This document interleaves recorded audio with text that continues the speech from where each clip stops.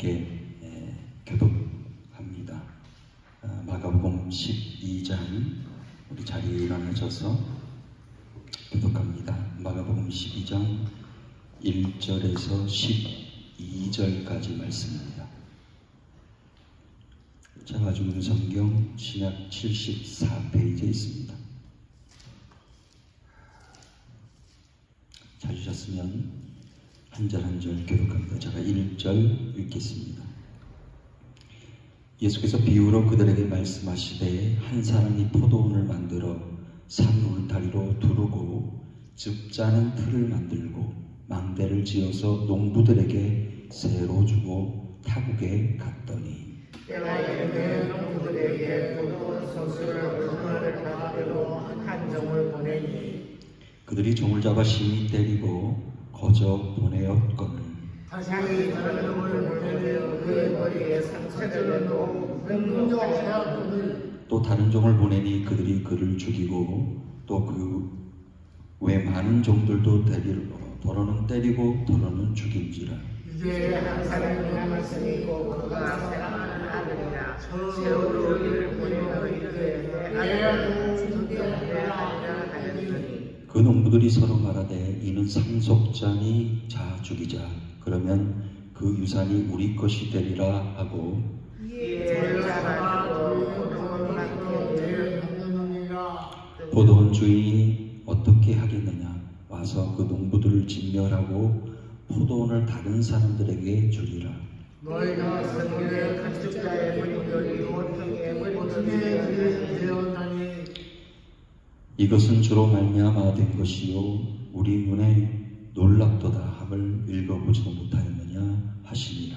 그들이 예수의 이 비유가 자기들을 가리켜 말씀하신 줄을 알고 잡고자 하되 우리를 두려워하여 예수를 두고 가냐. 아멘. 기도하겠습니다. 하나님, 오늘도 말씀하옵소서. 주의 종들이 믿음으로 듣고 삶의 현장에서 그 말씀대로 살아가겠습니다. 그렇게 살아갈 수 있는 능력과 영역을 허락해 주옵소서. 예수 그리스도의 이름으로 기도하옵나이다. 아멘. 예수님 당시로 돌아가 볼게요. 그 당시에 종교 지도자들은 예수님의 등장으로 인해서 이목이 집중되자 위기의식을 느낍니다. 예수님에 대해서 공격을 하기 시작하죠. 뭐라고 공격했죠? 당신은 무슨 권세로 이런 일을 하느냐. 집요합니다. 무슨 권한으로 너가 말씀을 전하고 무슨 권한으로 병자들을 고치느냐. 이 뜻은 쉽게 말씀드리면 우리한테 허락받았어 이 뜻이에요. 그 당시에 유대 백성들의 의결기구, 사실 의결기구지만 힘이 없어요. 로마의 속국 아래 있었기 때문에 의결기구 라바에 해봤자 그렇게 능력이 없었습니다. 그러나 그 권세는 그들이 자꾸 드러내 보이려고 했던 거예요. 그 사내들인 공회에 있었던 그 권세자들, 지도자들, 예수님을 향하여 공격하기 시작합니다.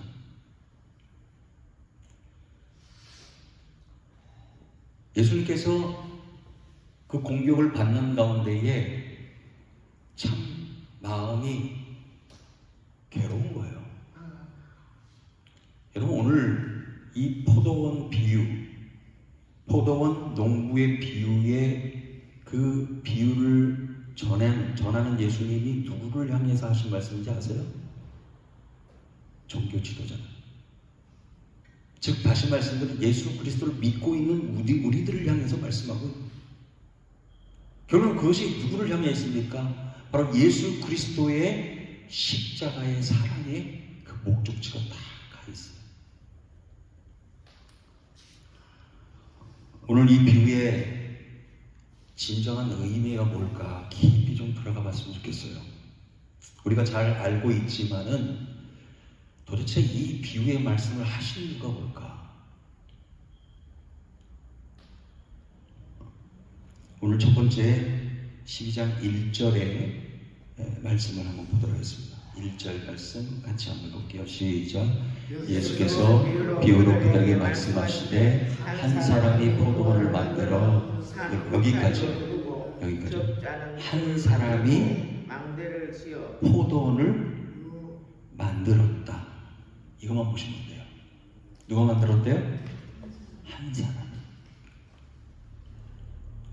자, 이 한 사람이 포도원을 만들기 위해서 한 일이 세 가지예요. 좀 더 깊이 들어가면 네 가지라고 볼 수 있어요. 첫 번째는 뭐냐면 울타리를 쳤다. 한번 따라해봐. 울타리를 쳤다. 네, 울타리를 쳤어요. 자, 울타리를 치는 이유가 뭡니까? 여기는 포도원이야. 포도원 밭이니까 관련자 외에는 들어오지 마세요. 이거예요. 하나의 영역 표시입니다. 그리고 또 한 가지는 침입자와 그리고 야생 동물의 그 포도원을 망치려고 하는 그 모든 것들을 막기 위해서 울타리를 친 거예요. 자, 두 번째 한 일이 뭐냐면 땅을 팝니다. 땅을 파서 포도즙 짜는 틀을 만들었대요. 자, 이건 당연한 일이죠. 핵심적인 요소입니다. 이게 없으면 포도를 열매를 거두어서 그 즙을 짤 수가 없어. 아주 중요한 요소를 만들었어요. 자, 그 다음에 뭐 했습니까? 마지막으로 망대를 세웁니다. 자, 요 하나하나 이 포도원 주인이 한 일에 대해서 의미가 있습니다. 망대를 세웠다는 건 뭡니까? 똑같아요. 파수꾼이 외부 침입자를 막기 위해서, 그것을 바라보기 위해서, 그것을 막기, 방지하기 위해서 망대를 세운 거예요. 또 한 가지는 뭐냐면 농부들이 그 망대 안에 거하기도 해요.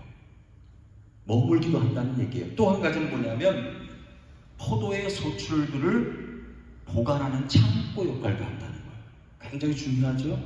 우리 보통 망대하면 이 파수꾼이 이 망을 보는 장소로만 생각하는데 그렇지 않다는 거예요.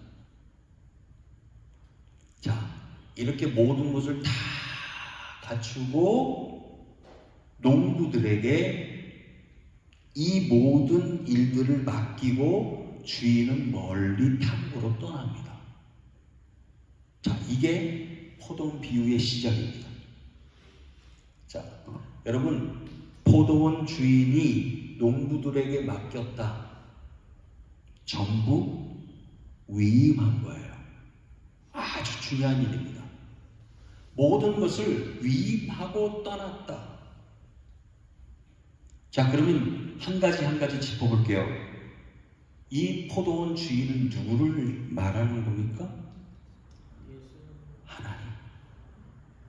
하나님을 얘기하는 거예요. 그렇다면 이 포도밭은, 포도라는 그 사실은 누구를 상징하는 거예요? 이스라엘 백성. 이스라엘 백성들을 얘기하는 거예요. 곧 우리를 얘기하는 거예요, 어떻게 보면. 그리고 농부들은 누굽니까? 종교 지도자들. 그렇죠?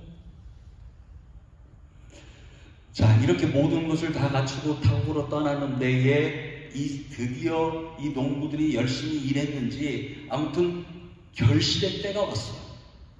자, 너무나 좋은 때 아닙니까? 결실의 때. 수고한 땀의 대가 아닙니까?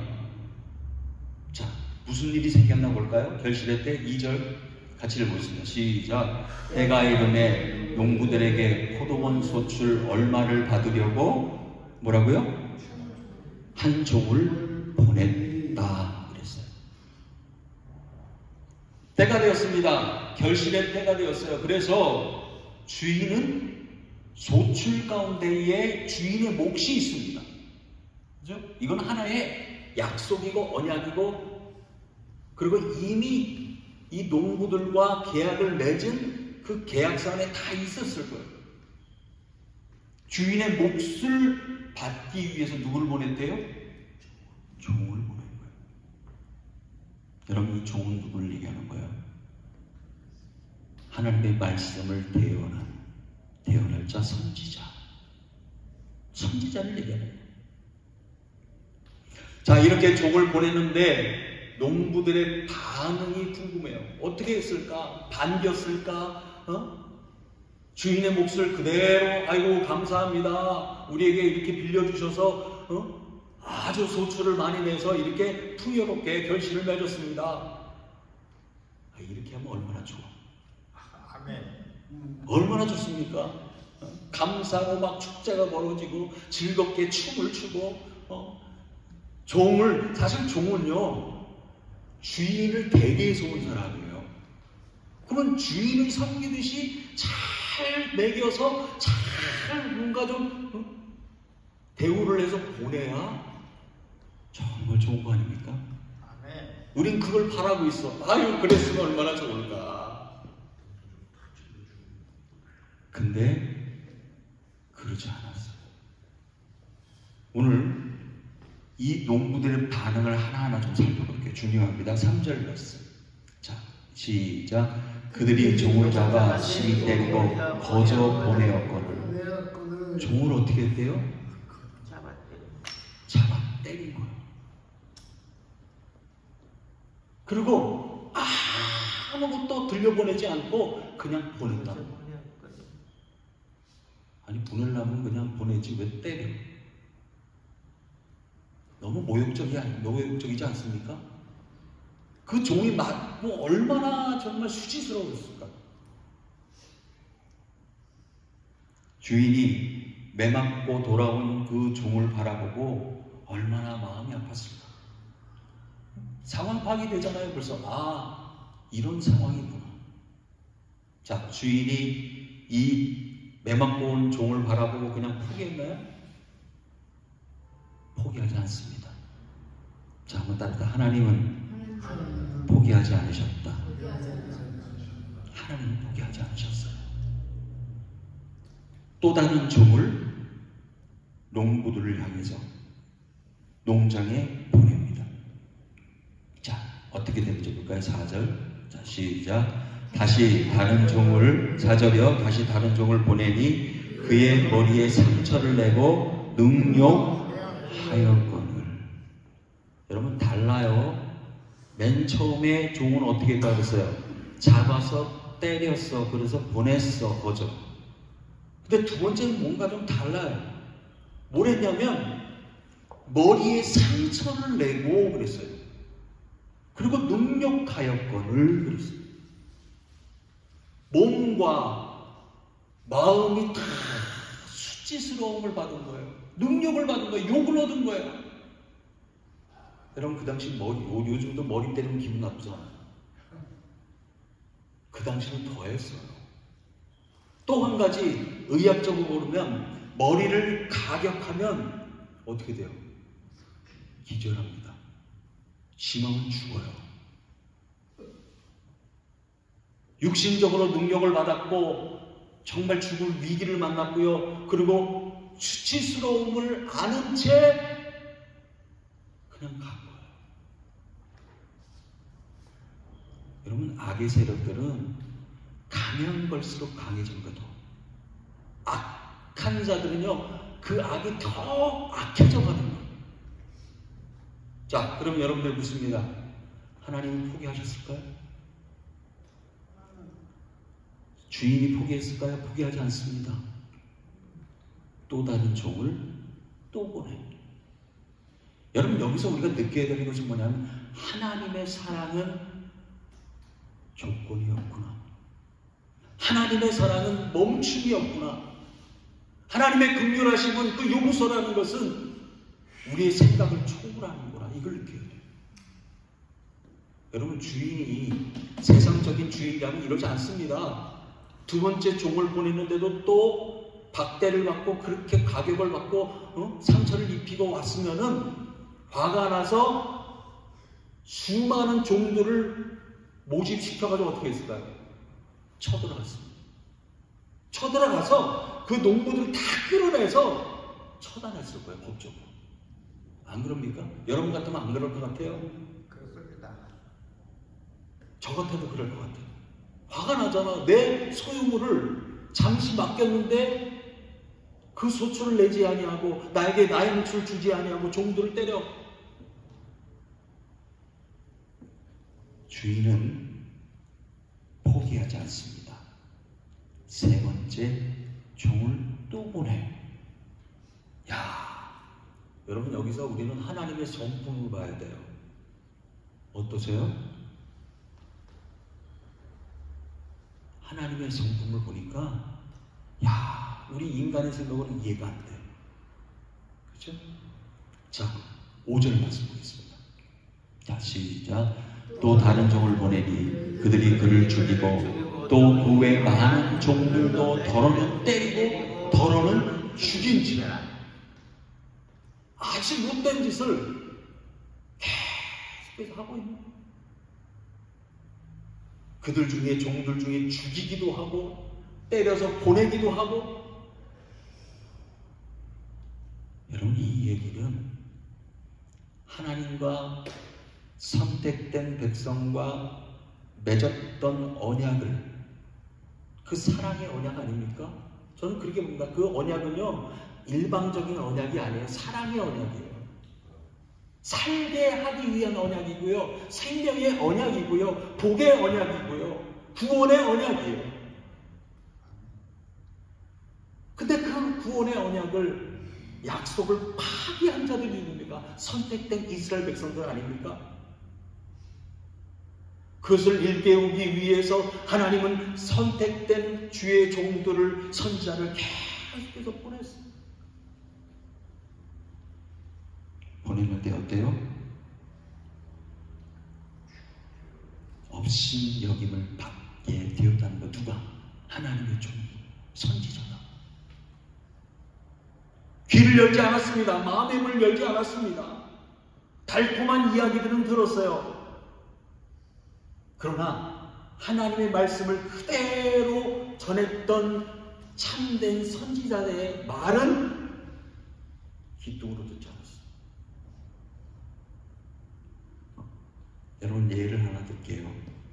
열왕기상 19장 14절 말씀 보면 엘리야가 하나님 앞에 고백한 내용이 다 나와요. 너무나 힘겹고 너무나 힘들고 너무나 가슴 아프고 거의 번아웃된 그 상태에서 고백했던 한 말이 뭔지 알아요? 하나님, 이스라엘 자손이 주의 언약을 버렸습니다. 주의 제단을 헐었습니다. 주의 선지자들을 죽였습니다. 그리고 나만 남았습니다. 여러분, 이렇게 이야기할 때에 그냥 저같이 그냥 남았습니다 하고 이렇게 평범스럽게 얘기했을까? 아니에요. 울면서 얘기했을까? 하나님, 우리 민족이, 당신의 선택된 백성이 하나님과의 약속을 버렸습니다. 예배가 무너졌습니다. 제단이 무너졌습니다. 그리고 하나님의 종들을 죽였습니다. 그리고 내 생명까지 빼앗으려고 합니다. 이게 선택된 이스라엘 백성들의 신앙의 상태였다라는 거예요. 구약시대에도 그랬지만 신약시대, 예수님 시대에도 똑같았어요. 예배가 무너졌어요. 형식적으로, 습관적으로 드려졌던 제사들이 막 판을 치고 있었습니다. 누구 하나 종교 지도자들에 의해서 위로를 받을 수 있는 백성들은 없었습니다. 그냥 형식적인 율법주의에 빠져서 정죄하기 바빴죠. 당신은 죄인입니다. 안식일에 왜 일을 하십니까? 이거 하기 바빴지. 그들이 하나님의 말씀으로 위로하고 용기를 주고 또한 말씀을 통해서 새로운 길을 열어가지를 못했다는 거예요.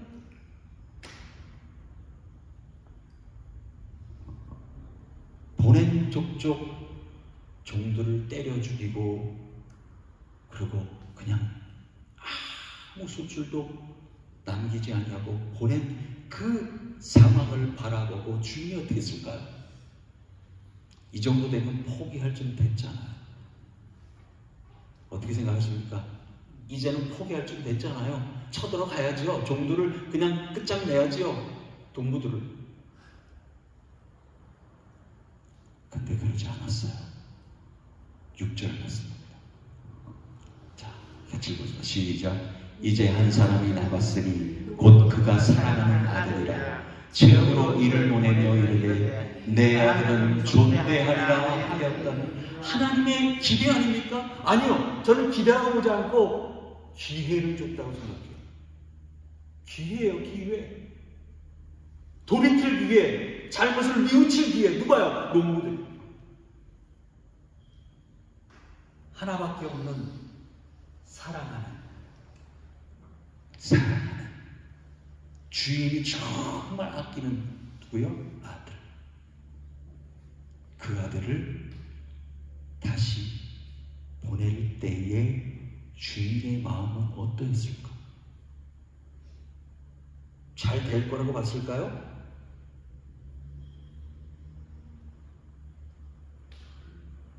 여러분, 불안한 거예요.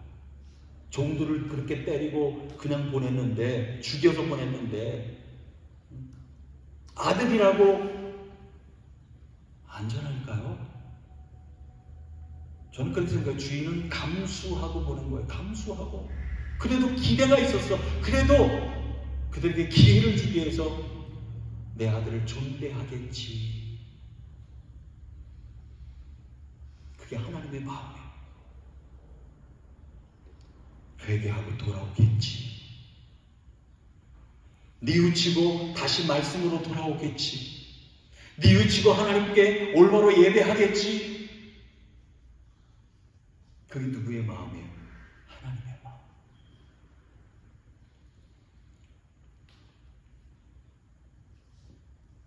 변화를 기대했습니다. 주인은 변화를 기대했어요. 근데 농부들의 반응을 볼까요? 어떤 일이 벌어졌는지 7절 말씀입니다. 자, 같이 읽어볼게요. 시작. 그 농부들이 서로 말하되 이는 상속자니 자 죽이자. 그러면 그 유산이 우리 것이 되리라 하고. 제가 아까 말씀드렸지요. 변화될 기회를 주셨는데 그 기회를 발로 차버립니다.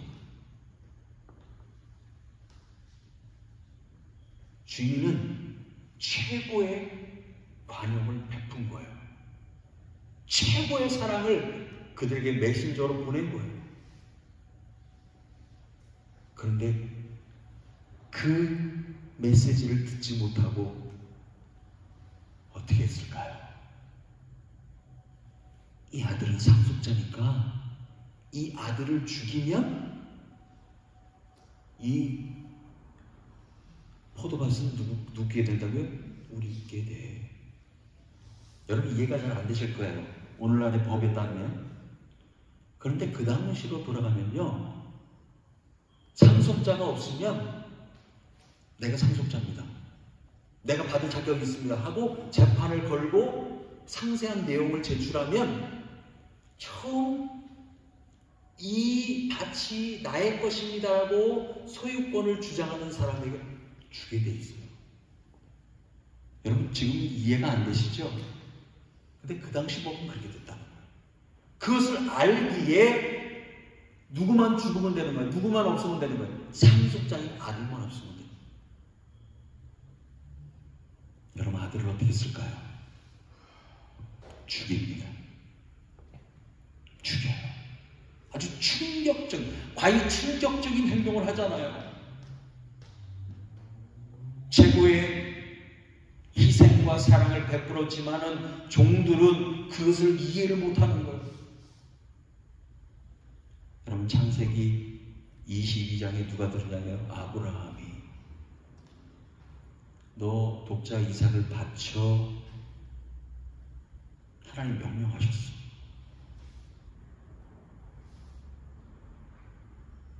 그 아브라함이 뭐라고 고백하냐면 내 아들 내 사랑하는 독자. 정말 애틋하잖아요. 어렵게 낳은 아들이잖아. 그렇게 고백할 정도로 정말 아꼈던 아들. 예수님께서 세례를 받으실 때에 하늘문이 열립니다. 쫙 하늘문이 열리면서 하늘에서 음성이 들려요. 이는 내 사랑하는 아들이니. 가장 귀한 그 아들을 내어주셨어요. 누구를 위해서? 이스라엘 백성들을 여러분을 위해서 내어주셨다.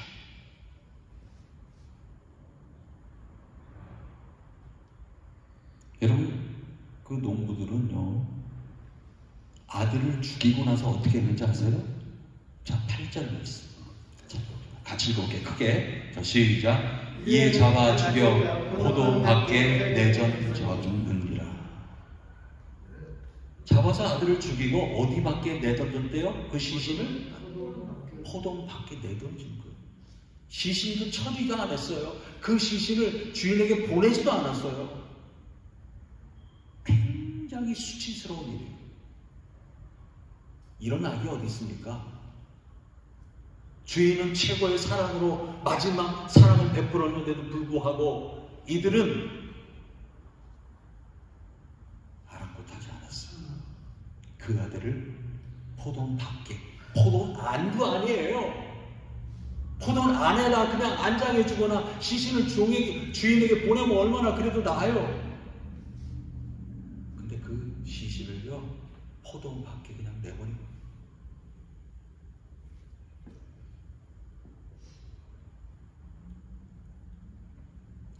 예수님의 십자가 사건 이후에 예수님의 시신이 어떻게 됐습니까? 예루살렘 밖에.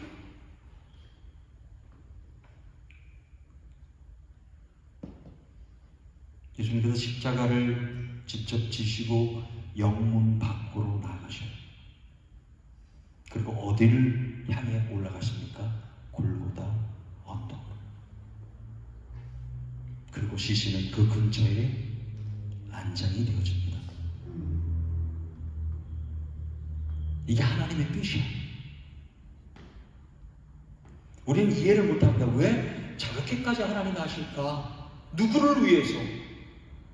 누구를 위해서 저렇게 처절하게 죽음 가운데로 내모셨을까? 십자가 상에서도 모욕을 당하잖아요. 마지막까지도 모욕을 당하게 하신 하나님. 하나님의 마음은 편하셨을까요? 그렇지 않습니다. 예수님이 세례를 받으실 때에 하늘문이 열렸다 그랬어요. 그럼 원어를 잘 보세요. 하늘문이 열렸을 때 하늘문을 찢으셨다 이렇게 표현되어 있어요. 그 찢은 게 뭔지 알아요? 하나님의 마음을 찢으신 거예요. 우리가 하나님의 마음을 이해를 못하면 예수 그리스도의 십자가의 그 사랑을 이해를 못하는 거예요. 그냥 난 거저 받은 거야. 당연히 그렇게 받아야지 이렇게 생각해. 그런데 예수 그리스도뿐만 아니라 하나님 아버지도 가슴을 찢는 그런 일들을 하셨다는 얘기예요. 누구를 위해서? 저와 여러분을 위해서.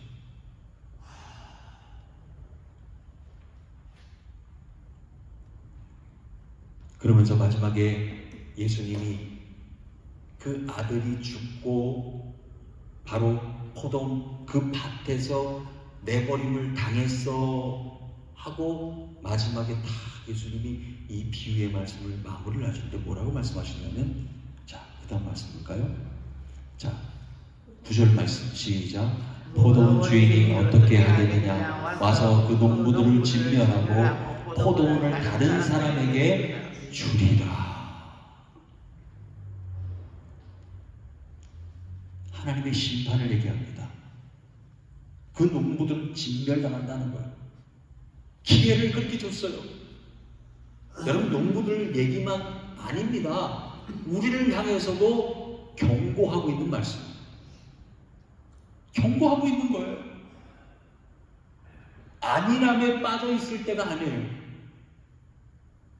우리 신앙과 믿음이 지금 현재의 모든 되어지는 세계의 정세를 바라보면서 대한민국의 상황을 바라보면서 안일함에 빠져 있을 때가 아니라 포도원 경작권까지도 빼앗는다 그랬어요. 그 결과 어떻게 됐어요? 그들이 그렇게 자부심을 가졌던 성전이 파괴되어집니다. 그 이후에 이스라엘 백성들은 뿔뿔이 노예가 되어져서 흩어집니다. 수치를 만든 수치. 저는 그렇게 생각해요. 이 상황 가운데 이 비유의 말씀을 종교 지도자들이 듣고 깨닫고, 그래, 우리가 잘못한 거지. 너무 형식적으로 예배를 드렸어. 하나님 말씀을 업신여겼어. 이스라엘 나의 백성, 하나님의 백성들을 돌보지 않았어. 그렇게 깨우치고 깨닫고 변화되었던 종교 지도자들이 한 사람이라도 있었으면 역사는 달라졌을지도 몰라요.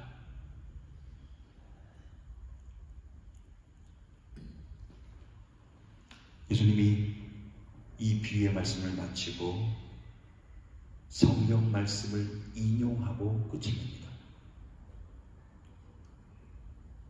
자, 말씀드리겠습니다. 10절 말씀 시작. 너희가 성경에 건축자들이 버린 돌이 모퉁이의 머릿돌이 되었나니.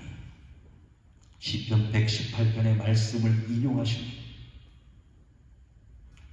시편 118편의 그 내용을 보면 다윗을 얘기하는 거죠. 어떻게 보면 다윗이 왕위에 오르기까지 얼마나 배척을 받았습니까? 얼마나 박해를 받았습니까? 예수님의 모습을 볼 수가 있어요. 바라보면 다윗의 모습을 바라보면서 건축자들이 버린 돌. 여러분, 건축 자재 중에서 버려졌다는 것은 필요 없다는 얘기예요. 필요 없는 건축 자재가 가장 이 건축물의 중요한 아주 핵심적인 돌이 되어졌다. 예수님도 배척을 받으셨어요. 십자가상에서 처절하게 피를 흘리시면서 돌아가셨어요. 이 상황을 인간적으로 바라보면 아이고 불쌍해. 제자들을 향해서도 마찬가지예요. 예수님을 따랐던 백성들을 향해서도 그러니까 아이고 불쌍해. 뭐하러 따라다녔어. 죽을 인생인데 이 삶. 얼마나 불행합니까 인생이. 십자가형은요 최고의 형이에요. 수치의 형입니다. 그 수치의 형들에 죽었다. 불쌍한 인생이에요. 마치 필요 없는 건축 자재가 버려진 것처럼 버려졌어. 근데 끝났습니까? 거기서 끝났다면 우리는 이 자리에 앉을 필요가 없어요. 부활하셨잖아요. 죽음을 이기셨잖아요.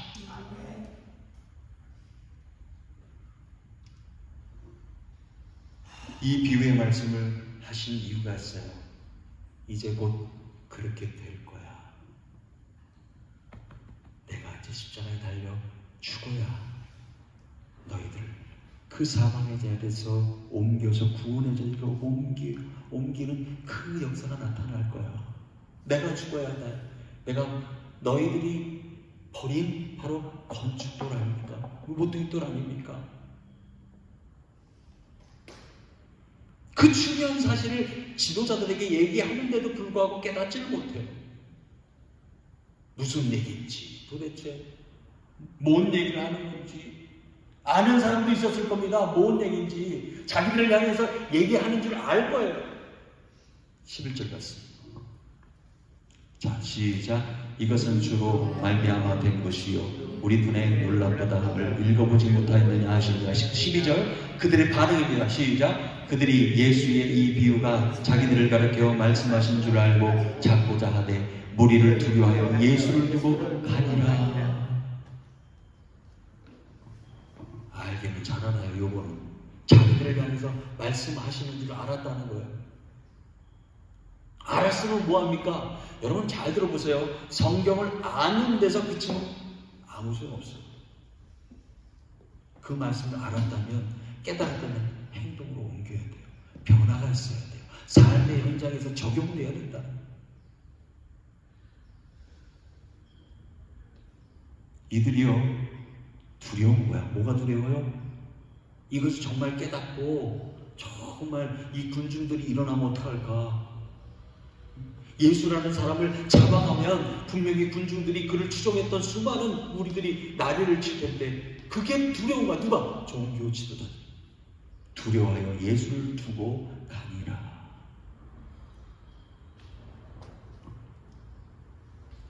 비유의 말씀을 청중들이 듣고 찔림 받았다면 그것도 하나의 예수님께서 기회를 주신 거예요.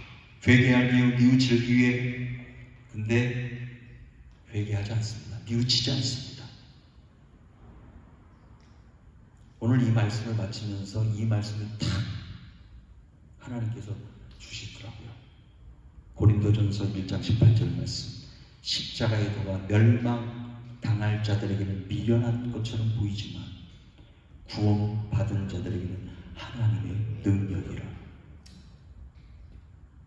여러분들 하나님의 능력이 되기를 소망합니다. 사순절을 맞이해서 십자가 그 사랑이라는 주제로 계속 말씀을 나눕니다. 그 사랑이 여러분들에게 임했잖아요. 임했다면 나는 앞으로 어떻게 살아가야 될까? 어떻게 해야 되지? 라고 하나님께 물으면서 삶의 변화가 있어야 된다는 거예요. 그냥 사순절이 아니에요. 사순절을 보내면서 뭔가 변화가 있어야 된다는 거예요. 십자가의 그 사랑을 깊이 묵상하면 그 안에 누가 계시는 거예요? 예수님. 예수님을 만나는 거예요.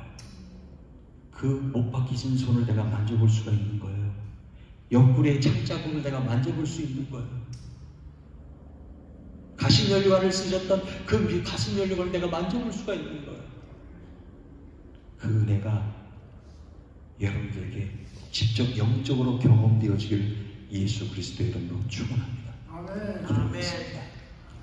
하나님, 보던 비유의 그 진실, 하나님 사랑, 예수 그리스도의 십자가의 그 사랑, 그 사랑이 있었기에 오늘 이 예배의 자리에 앉아있음에 감사합니다.